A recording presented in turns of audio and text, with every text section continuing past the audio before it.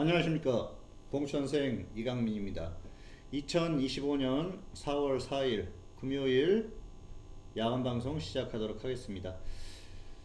자, 오늘 2025년 4월 4일 굉장히 큰 일이 있었죠. 윤석열 대통령에 대한 탄핵 심판 선고가 있었습니다. 오늘 결국 탄핵이 인용되면서 대통령직에서 물러났습니다. 자, 이제 두 달 안에 60일 이내에 새로운 대통령을 선출을 해야 되기 때문에 대선 모드에 진입을 했습니다. 민주당은 이미 한참 전에 대선 모드에 들어갔고요. 국민의힘 같은 경우에는 좀 늦었죠. 국민의힘은 뭐 각자 준비하는 사람들이 있었겠습니다만 당 차원에서는 탄핵이 안 될 거라고 생각을 하고 또 뭐 탄핵을 입 밖으로 내지도 않고 그런 상황이라서 현재로서는 민주당이 좀 앞서가는 그런 흐름인 것 같습니다. 그리고 여론조사를 보면은 지금까지는 이제 뭐 정권 교체에 대한 여론 이쪽이 높았습니다.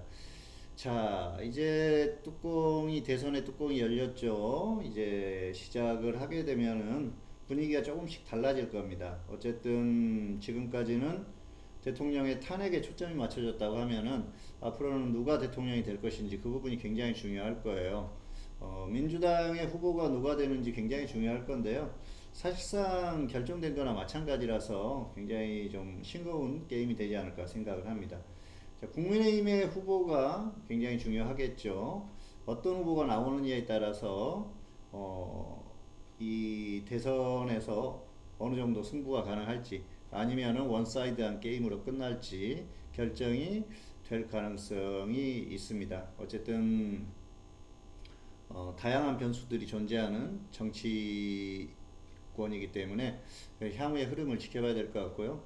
주식시장 같은 경우에는 이제 불확실성이 해소가 됐기 때문에 그나마 좀 나은 상황인데 굉장히 큰 불확실성이 하나 남아있죠. 바로 미국입니다. 트럼프의 관세 정책이 결국은 주식시장에 엄청나게 파급 효과를 주고 있죠.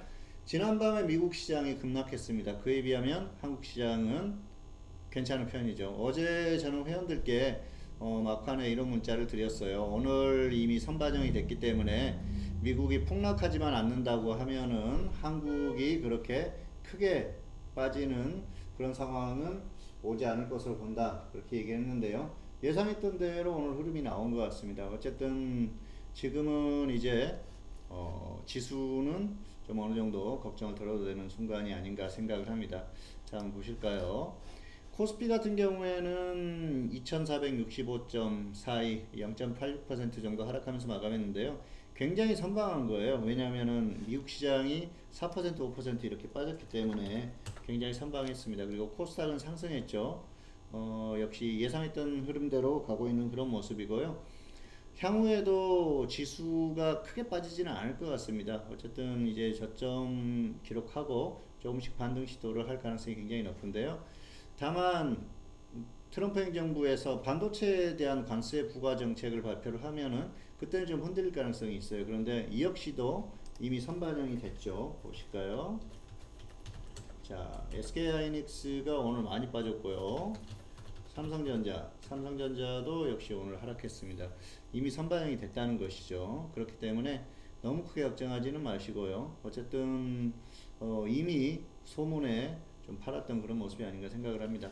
한 가지 불안한 점이 있다면은 자, 이겁니다. 오늘 외국인들이 1조 7천억 원어치 매도를 했어요. 선물도 매도를 했고요. 그래서 이 수급의 흐름이 굉장히 중요합니다. 수급이 어떻게 변하는지. 자, 지금 수급도 중요하지만은 약 한 달 정도 지나고 나서의 수급 흐름이 굉장히 중요하다고 생각을 합니다. 그러면은 그때 흐름이 어떻게 나오는지에 따라서 추세적인 흐름이 결정될 가능성이 굉장히 높다고 봐요. 그리고 그게 아마 어떤 정치권의 흐름과도 분명히 연관이 돼 있는 그런 상황이 될 겁니다. 그래서 아직까지는 시장이 무너질 만한 그런 상황은 아니다. 하지만 한 달 정도 후에 어떤 그 수급의 흐름이라든지 여러 가지 상황을 봤을 때 어떤 흐름이 나올 것이다. 뭐 이렇게 말씀을 드릴 수가 있을 것 같습니다. 자, 종목은 적당히 매매하시고요. 어쨌든 아직 시장이 뭐 완전히 끝나거나 그런 상황이 아니기 때문에 적당히 매매를 하시길 바라겠습니다. 자, 그리고 종목군을 꼽아드린다고 하면은 역시 오늘도 움직였는데요. 대선 테마주를 이제는 봐야 됩니다. 뭐 오늘 움직였던 종목들이 안철수 테마라든지 오세훈 테마 이런 테마주들이 움직였는데요. 한동훈 테마도 움직였고요. 또 이재명 테마 같은 경우에는 그동안 워낙 많이 갔기 때문에 조금 주춤하는 그런 모습이 보였는데요. 이재명 테마는 이렇게 하세요. 확실하게 조정받으면 접근하시고요. 아니요, 무리하실 필요는 없습니다. 그래서 최소한 고점 대비해서 30% 이상 하락했을 때 그때 접근을 하시길 바라겠습니다. 그리고 다른 테마주들 뭐 한동훈이라든지 오세훈 자 이런 테마주들 같은 경우에는 가격이 그렇게 높지 않은 종목들 상승폭이 높지 않은 종목들을 분할 매수로 접근한다든지 이런 것들은 가능할 것 같습니다. 그리고 우원식 테마 같은 경우에는 사실 별로 그렇게 큰 메리트는 없는데 정말 바닥에서 계속 움직이고 있다. 그러면 그때는 접근할 만 하겠죠. 다만 민주당 같은 경우에는 후보가 결정된 거나 마찬가지이기 때문에 크게 이렇게 움직일 것 같지는 않습니다. 다만 국민의힘 같은 경우에는 이제부터 후보들이 굉장히 치고받고 할 거예요. 그래서 한동훈이라든지 오세훈 가장 유력한 게 오세훈 한동훈 정도 그 정도가 될 것 같습니다. 아무래도 국민의힘의 지지자들이 제대로 된 선택을 한다고 하면은 김문수라든지 홍준표는 선택하기가 힘들어요. 왜냐하면 확장성에 문제가 있기 때문에 힘들다고 보고요. 다만 종목들은 움직일 가능성이 높습니다. 그래서 뭐 김문수, 홍준표 테마주들도 역시 좀 바닥권에 있다, 좀 조정을 많이 받았다 그러면은 접근할 수 있습니다. 그래서 오히려 지금은 이재명 테마는 명확하죠. 최소한 고점에서 30% 이상 조정을 받았을 때 접근하는 거고요. 그리고 국민의힘의 주자들 같은 경우에는 좀 가격 메리트가 있는 종목들은 분할 매수 관점에서 접근해도 된다. 이 정도로 정리를 하도록 하겠습니다. 자, 마지막으로 카페 다시 한번 그동안 쭉 설명을 드렸었죠. 네이버 카페 봉천생 주식 투자입니다. 여기에서 유료 서비스를 지금 서비스를 하고 있으니까요.